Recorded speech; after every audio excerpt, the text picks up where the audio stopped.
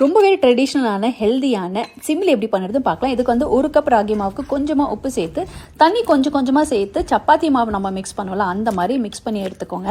இது கொஞ்சம் நல்லா சாஃப்டாக மிக்ஸ் பண்ணி எடுங்க, அப்போ தான் கிராக் இல்லாமல் வரும். இப்போ ஹாட் டவலை கொஞ்சமாக ஆயில் ஸ்ப்ரெட் பண்ணி விட்டுட்டு கையில் தண்ணி தொட்டு அப்படியே ரொட்டி மாதிரி ப்ரெஸ் பண்ணி விட்டுடுங்க. ரொட்டி மாதிரி நல்லா தட்டி விட்டுட்டு அப்புறம் 2 சைடும் இதை நல்லா ஃப்ரை பண்ணி எடுத்துக்கோங்க. கொஞ்சம் ஒயிட்டாக இருந்துச்சுன்னா ஆயில் ஸ்ப்ரெட் பண்ணி விட்டுடுங்க, ஃபுல்லாக குக் ஆகிடும். இந்த மாதிரி பண்ணிவிட்டு எல்லாத்தையும் சின்ன சின்ன பீஸாக ஆறிட்டு அப்புறம் உடச்சிட்டு மிக்சில் ஜாரில் 2-3 பல்ஸ் போட்டிங்கனாலே இந்த மாதிரி ஆகிடும்.